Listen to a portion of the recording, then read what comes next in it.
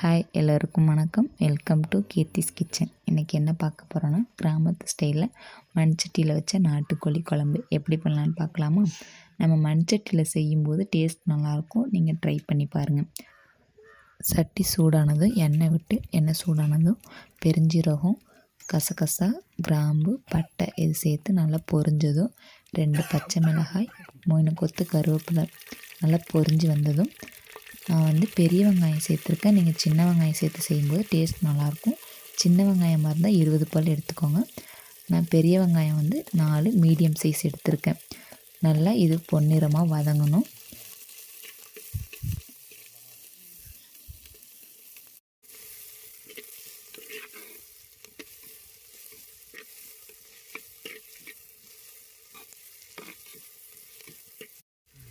இது போல் நல்லா பொன்னிறமாக வதங்கினதுக்கப்புறம் 4 மீடியம் சைஸ் தக்காளி சேர்த்து கொஞ்சம் இஞ்சி பூண்டு பேஸ்ட்டு, கொஞ்சம் கொத்தமல்லி,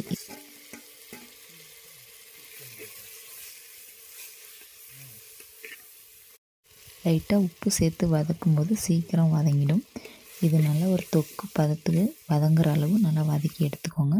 இந்த மாதிரி வந்ததுக்கப்புறம் மசாலா சேர்க்க போகிறோம். 3 ஸ்பூன் கொத்தமல்லி தூள், 2 ஸ்பூன் குழம்பு மிளகாய்த்தூள், 1 டேபிள் ஸ்பூன் மஞ்சள் தூள், கடையில் வாங்கின நாட்டுக்கோழி குழம்பு மசாலா சேர்த்து நல்லா பச்சை வாசனை போகிற அளவு வதக்கிக்கோங்க.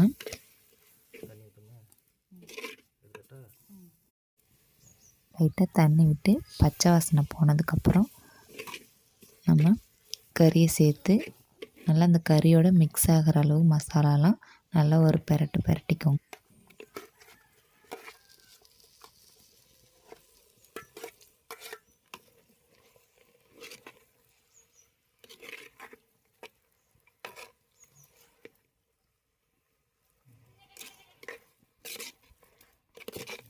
நல்லா கறியோடலாம் மசாலா மிக்ஸ் ஆனதுக்கப்புறம் கொஞ்சமாக தண்ணி விட்டு ஒரு 20 to 30 நிமிஷம் வேகட்டும். நான் அரிசி கழுவுன தண்ணி சேர்த்துருக்கேன். சேர்த்தா டேஸ்ட் நல்லாயிருக்கும். 20 to 30 நிமிஷம் வேகட்டும். மூடி போட்டு மூடி வச்சுருங்க.